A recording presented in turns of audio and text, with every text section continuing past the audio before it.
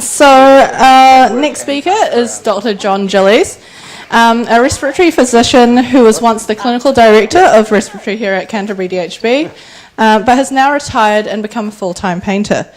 He has, won numerous awards for his artwork, such as the Painting Award from the New Zealand Association of Artist Doctors, being section winner of the Montana World of Wearable Arts Award, and receiving highly commended for the Telecom Art Award. While John was still practicing medicine, he founded the New Zealand Association of Artist Doctors, which is responsible for the annual concerts that are well known here in Christchurch. John is still currently its vice president, and can we just welcome him up now?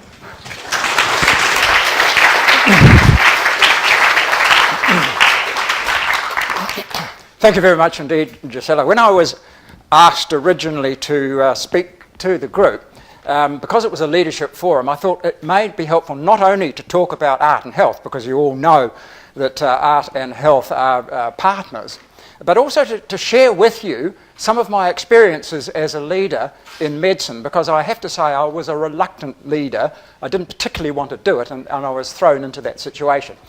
Before I go much further, you will remember that the last speaker, David Mates, bemoaned his advancing years through having to use his glasses. Well, where the hell does that put me? Because I've got to remember to turn on my hearing aids, put in my false teeth, and adjust my truss. So there we go. But I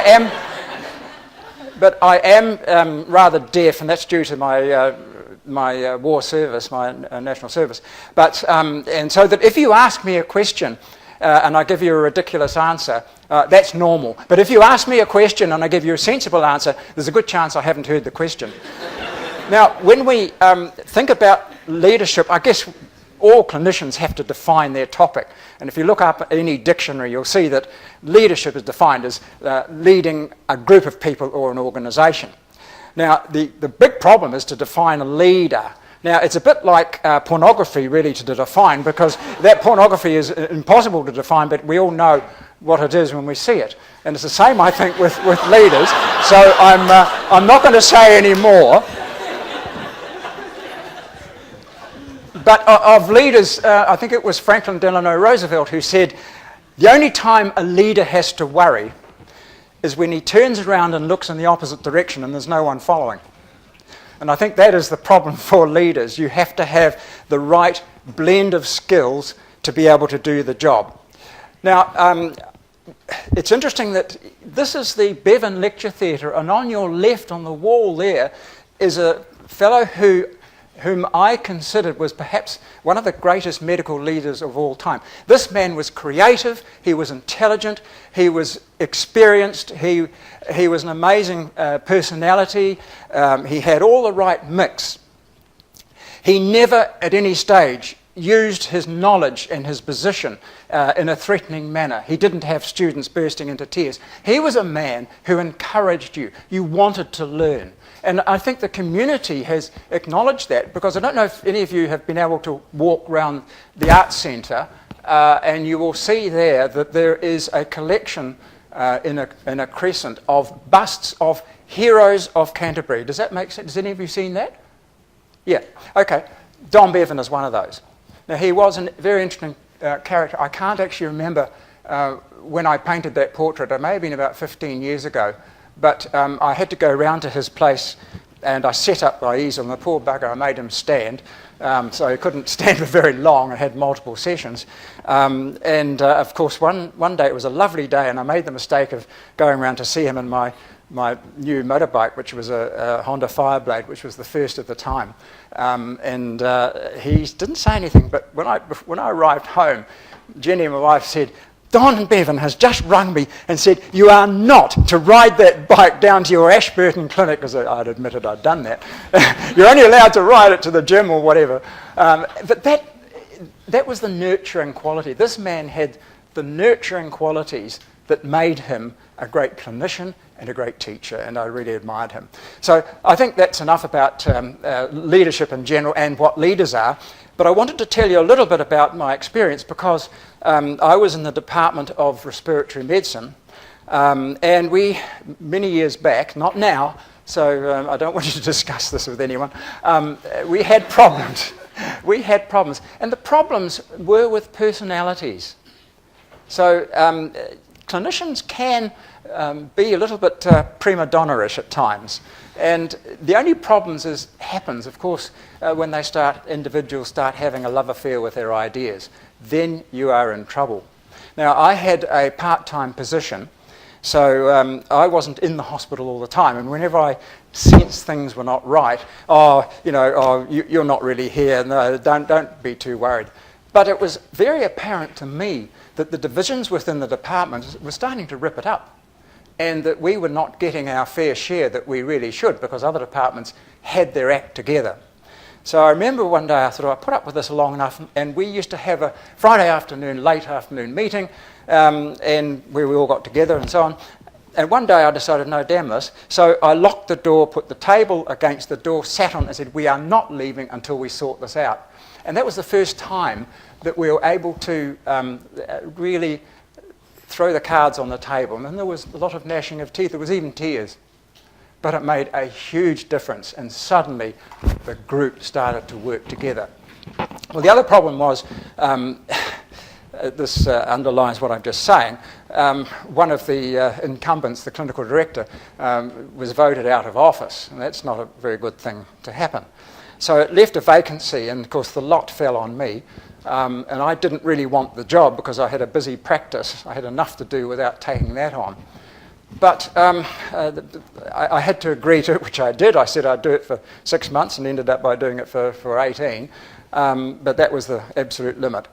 But what I did was I took a little bit of time out to think about what the problems were in the department. I think David's saying this. You know, it's no point sort of saying, well, we need a lot of staff. Let's see what the problem is, and there's another way of dealing it. We won't need the staff. At that stage, we knew that we were having a lot of patient inflow, and that the senior staff were clearly being overworked. So I had a problem. I didn't think we would work together until I solved that problem.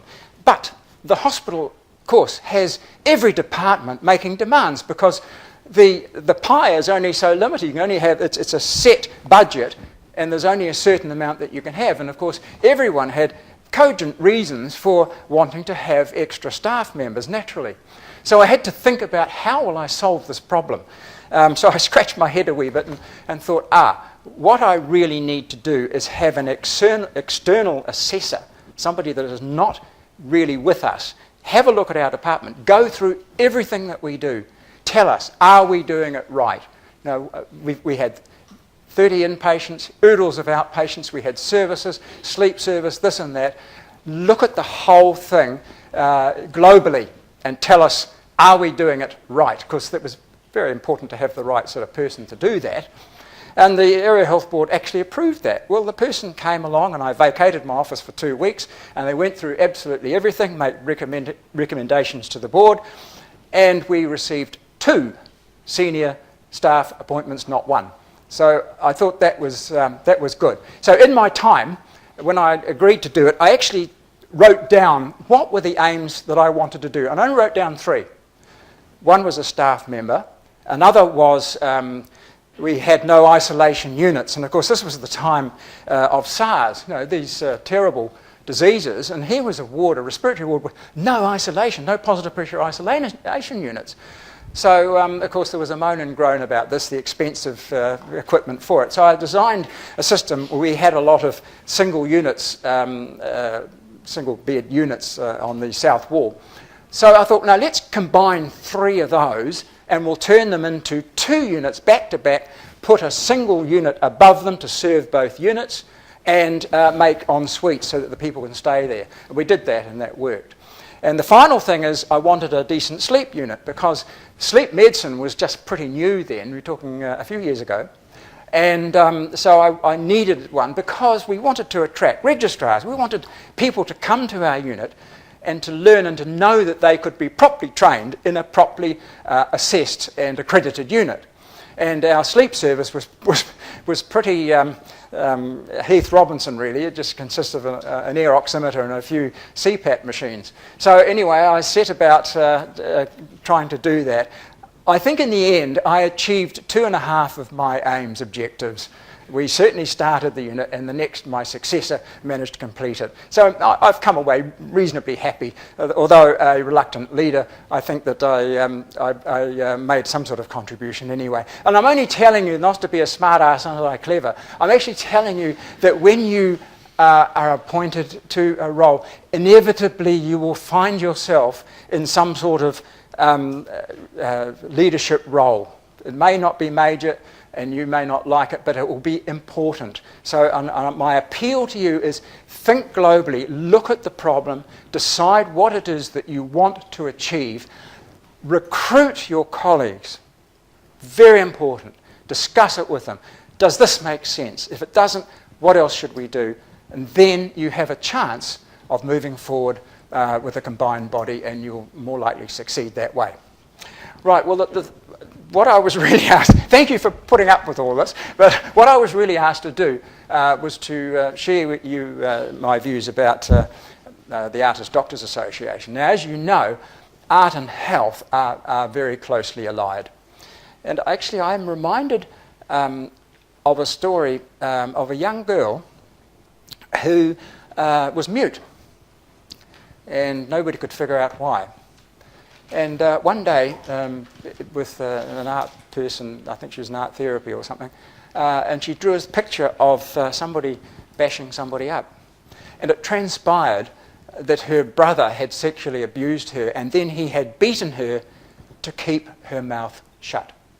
So here was a way, a method of expression that was not appreciated before. It could not be verbally revealed, but it could through art. And it's very clear now that art has a very important place. Next slide. Oh, do I have to? Can you just operate that for me? Yeah, because I want to have a look about what the hell I've written. Now, yeah, we'll get on to these things. Oh, yeah. Now, it's rather funny. The New Zealand Association of Artist Doctors had a rather interesting parturition.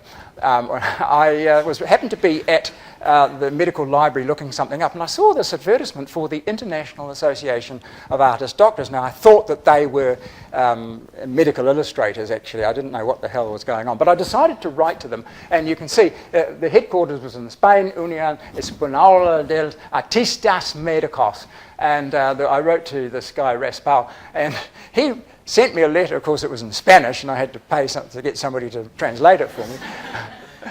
Te nombramos presidente de la Unión de Médicos Artistas, which actually means that he elected me as president of the New Zealand Association of Artist Doctors. Well, when the mirth settled, I thought, well, actually, it's not a bad idea. And I thought more broadly about it. Next slide. So, at that time, in the United Kingdom, it was just becoming aware, people were becoming aware of the important role that the arts have in the health industry. And a guy called Peter Senior actually came to this institution and talked to us because he was the director of the UK Arts Health at the time.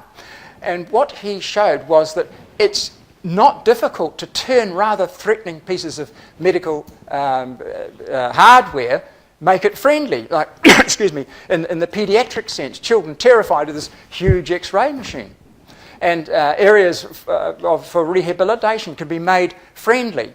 And David spoke about the focus being on the individual, on the patient, or whatever in society. And again, it's very important that when you're planning something, involve the patients and the staff. And when you do that, then everyone seems to benefit. So we became very much aware, next slide, of the healing arts. And some of you will have read about that. And therefore, this was the introit to our involvement. Next slide. So, what did I think that the Artist Doctor Association could actually achieve? Well, I thought that, that all of us inside, I'm sure, everyone, there is a little person who wants to perform, to do something. Well, I mean, I bemoaned the fact that I have so zero talent in that respect. But I would love to, because I really loved going to performances. I used to go in Circo Arts and watch these people perform. Went to concerts, and one of my sons was a really superb violinist, and he could get up and just play like magic. And it's part of me always wanted to do this. So here was a platform where doctors could actually perform. They could achieve those things, but they knew that their talent and skill wasn't good enough to become professional musicians or professional jugglers or what the hell. But they knew, but they really wanted to do something like this, and this provided the platform to do this. But in so doing, I made sure that the call sign was superb mediocrity. Anyone found guilty of an excellent, flawless opinion was given a warning first time, then out the next. We can't have you. Well, it would destroy the whole association, because people say, look, I don't have the talent to do that. If you have somebody who's so brilliant that blows you away, people retreat from it. And I didn't want that. That would destroy the association faster than anyone. So anyone performing, anyone at all, if you don't make a boo-boo halfway through, well, you're out. Right, next. Could you go back one slide? What was important was the collegiate association. So here was the melding of doctors from all walks of life coming together. I had the professor of medicine once, the dean of the medical school doing the Rocky Horror Movie Show. And he was doing it with some fifth year and fourth year students. Do you see what I'm saying? So it broke down professional barriers. And I felt this myself, because I was being in respiratory medicine. I was often on call, and I'd get calls from practitioners, busy practitioners up country.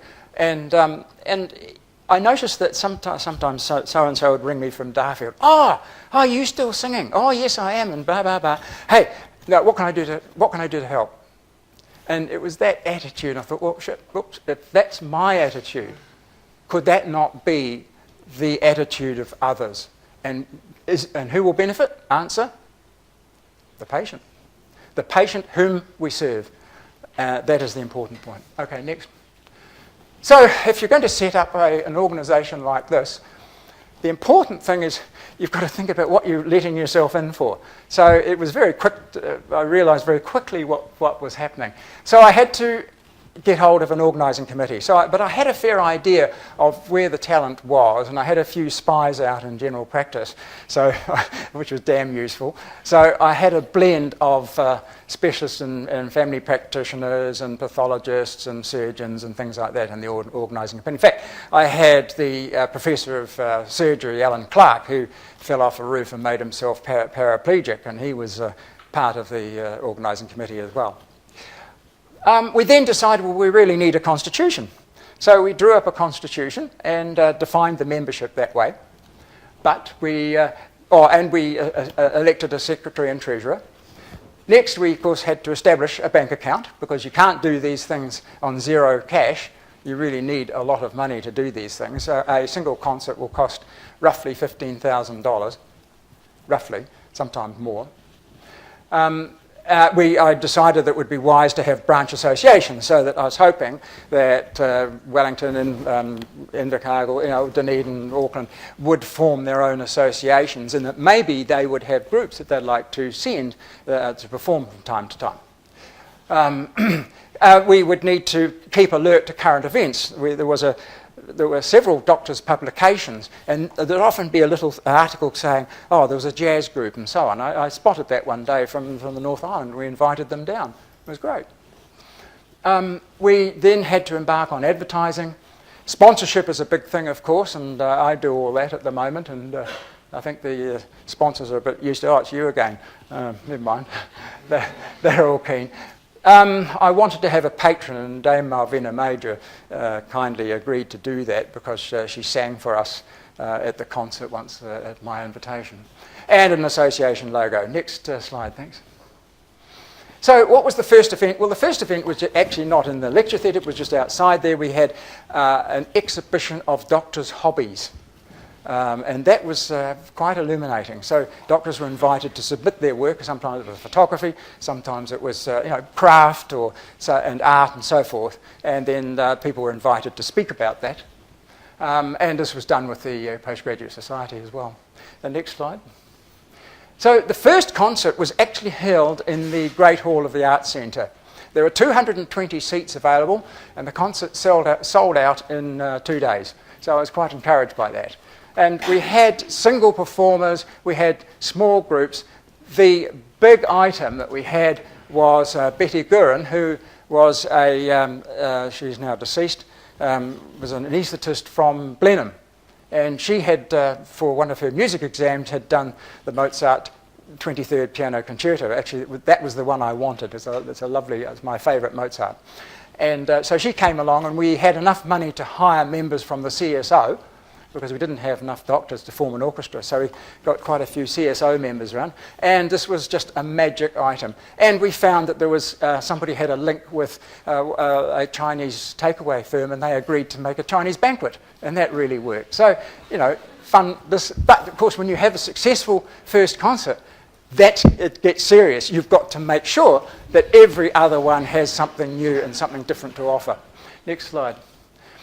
So where are we now? Well, now we have a full choir of up to 30 people, 30 doctors. We have a full orchestra of 50 at least. That orchestra actually goes to other places. Like went to Nelson one year and gave a variety concert in Nelson that was hugely successful. And they've been invited back as well. So it's really gone from strength to strength. We've got, of course, multiple small groups and performers. Individual performers. Next slide. So where do we go now? Well, as I said, we have to really work hard to make sure that we do things differently, and I guess the sky's the limit. Well, I think you've heard enough of my prattling, enough of my talking. What I would like to do is now show you, it's a 17-minute clip. Have we got time to do that? Yeah, and if you're running out of time, well, okay, we'll stop it. But now this is a clip, and this gives you an idea of the talent of those performing at our annual concert. Any remote resemblance to me, ignore.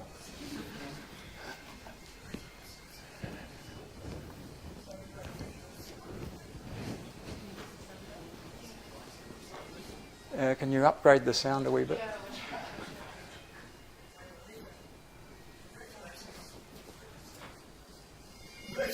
That's my wife on the left.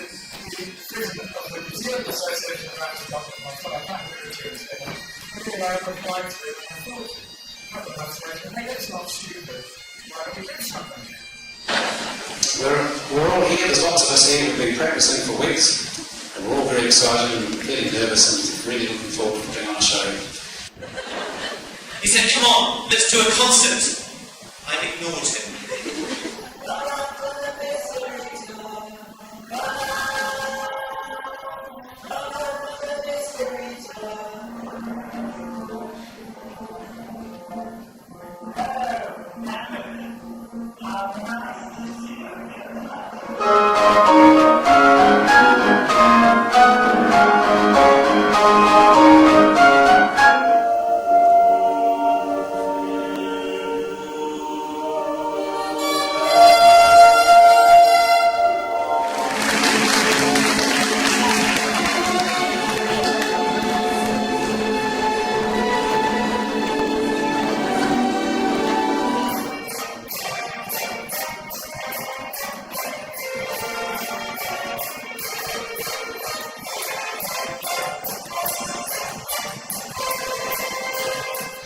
Sparkles are an ointment, but bits are making falling off, I take them on again.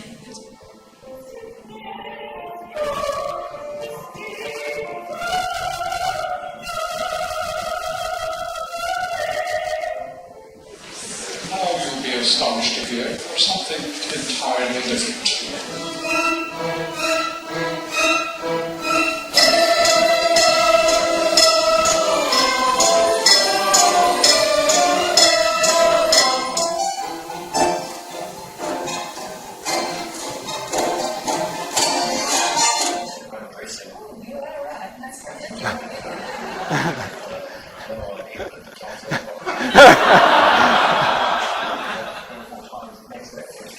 Sister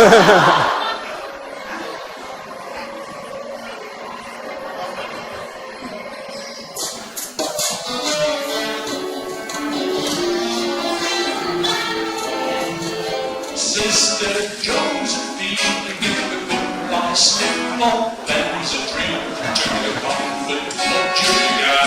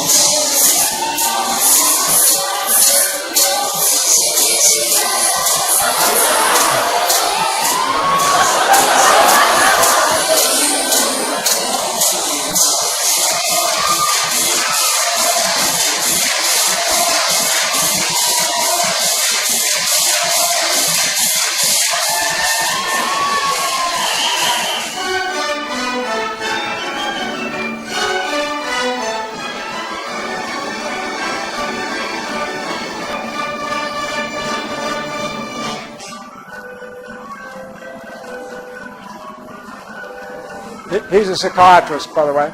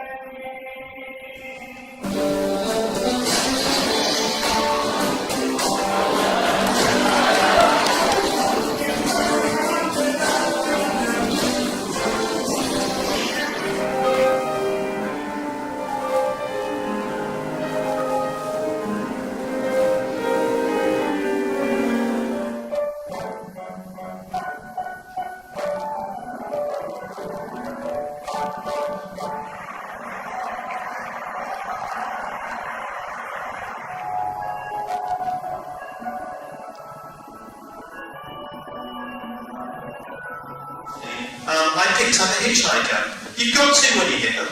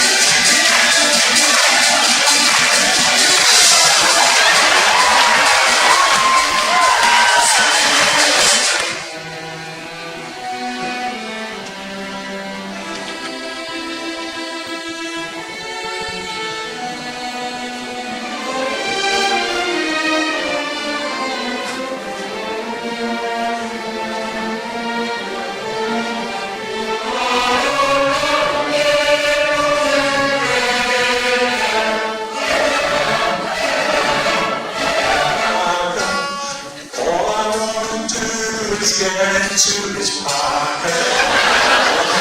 Yes,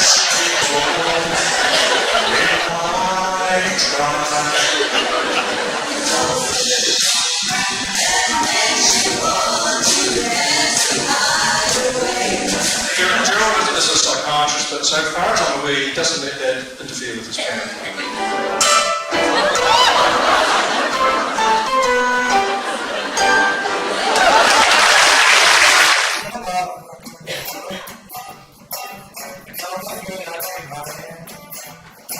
I'll take you to my favorite place. A place you never been before. If you're climbing into bed at night, you have to fake. Do the excuses once. I've never seen Byron Panic. They're coming on fine.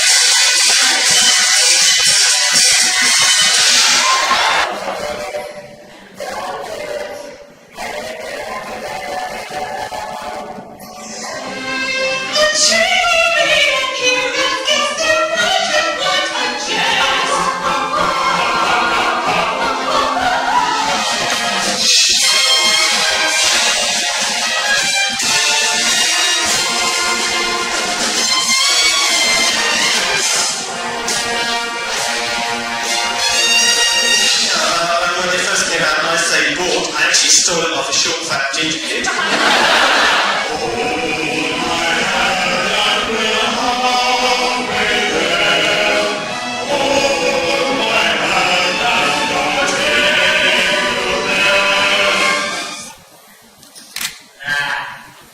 I wouldn't let your GP operate on me.